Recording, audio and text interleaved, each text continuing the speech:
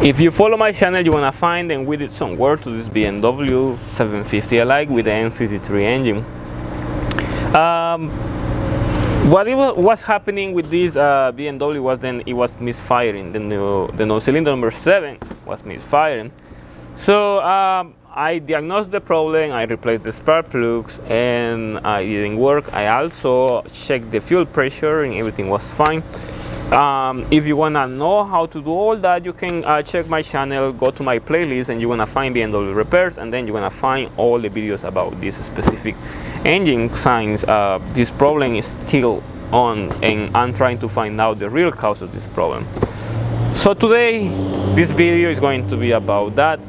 So this is going to be the sequel of all those videos, and today I'm going to check something else.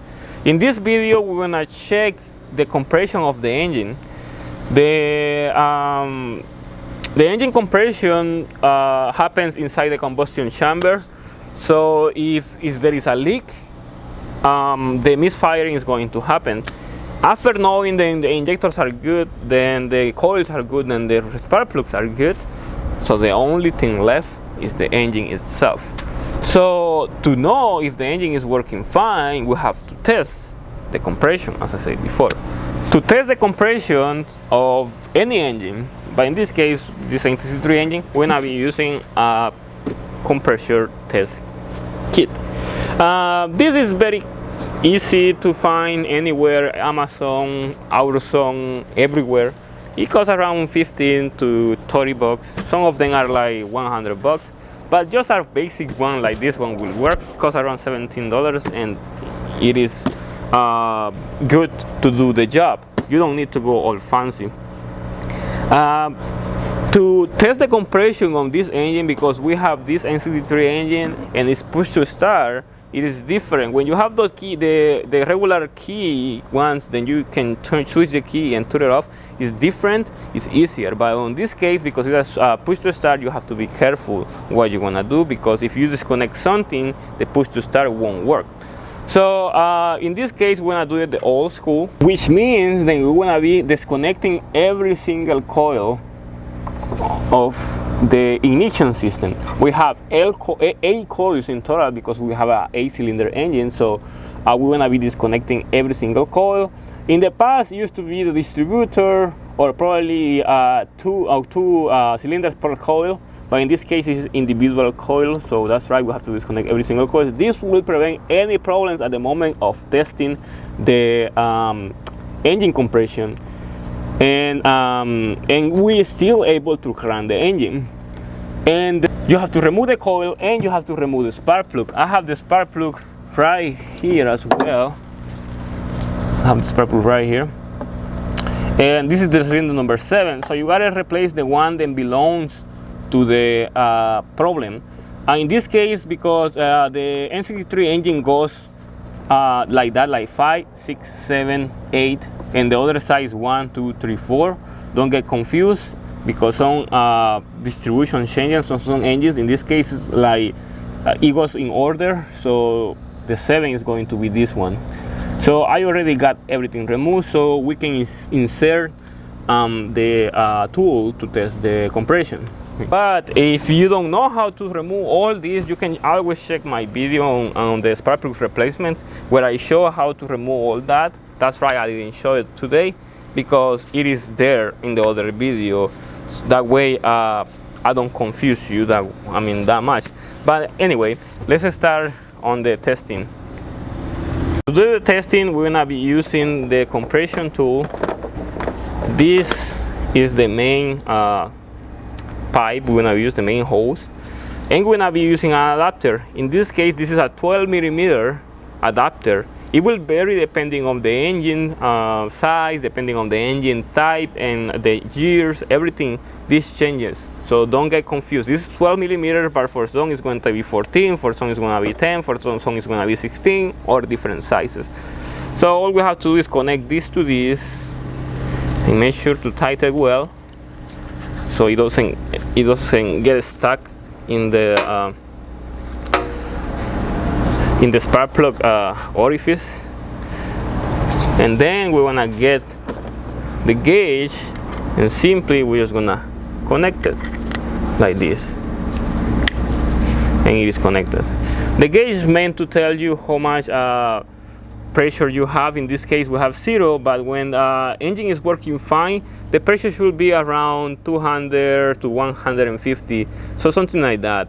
But if the engine is not working fine, the pressure is going to be lower than 150, and it's going to be all the way to 0. It will depend on how bad the engine is, so we're going to find out right now.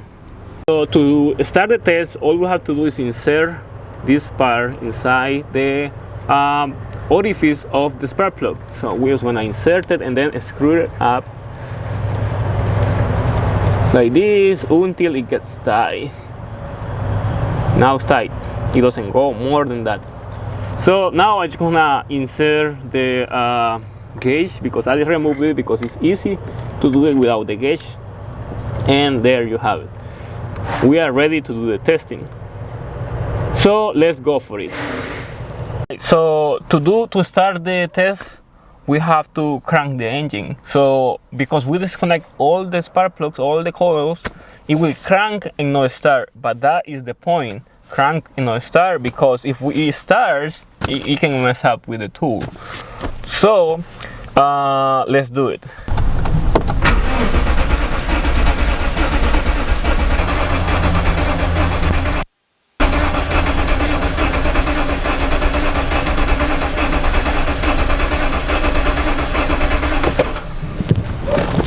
Alright, so as you can see, we did the test, and we cranked the engine and it didn't start, and we got the result from the gauge, and it didn't pump any pressure at all.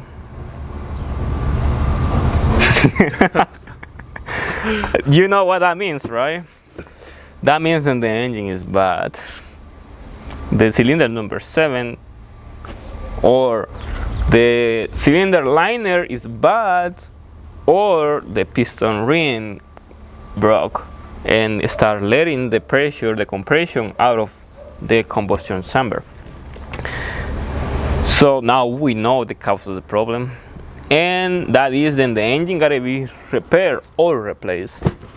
For all of you then go through all these, then you replace the spark plug, you replace the injectors, you replace the coils, and you cannot fix the problem. There you have it. That's how you find if the engine is bad, by using this little tool that costs around $17. It's pretty cheap and it's accurate. In this case, there is nothing to do up to now, but I'm going to explain you what else you can do. When you are doing the compression test, there is 3 ways you're gonna do the compression test. The first test is this: when the engine is cold, when the engine is been sitting for a whole night. This is the first test. Then you're gonna find some lecture. You're gonna find that the pressure is going to be around 175, we can say. Then you warm the engine up and you do the other test, which is with the engine warm. And then you connect the same tool, and then you're gonna see how it varies between the engine warm and the engine cold. And probably you wanna have a lower compression, maybe 150 or higher. It will depend on how bad is the engine. And then the next test, what you're gonna do is using oil. You're gonna add 1 ounce of oil to the combustion chamber manually. You're gonna add it. You're gonna have the little tin to use, and you're gonna add 1 ounce of combustion chamber. You can either do it on cold or hot. And then you're gonna find how bad the cylinder liner, the pistons, and everything is inside. Because when you add oil to the combustion chamber, the pressure increases, because the oil forms a sealant cap around the combustion chamber, and that increases the compression. And increasing the compression, you're gonna have a higher compression ratio. So that's how you're gonna find out how bad the engine is. But in this case, because there is 0 compression at all, that means then there is the engine is bad, completely bad. We can do different tests and always be 0. Maybe it's gonna, if we add oil, probably it's gonna go to maybe like 525 or something like that, but still it's going to be bad. So sadly, this is the result of the test. we did, and that's how you want to find out a problem with the engine.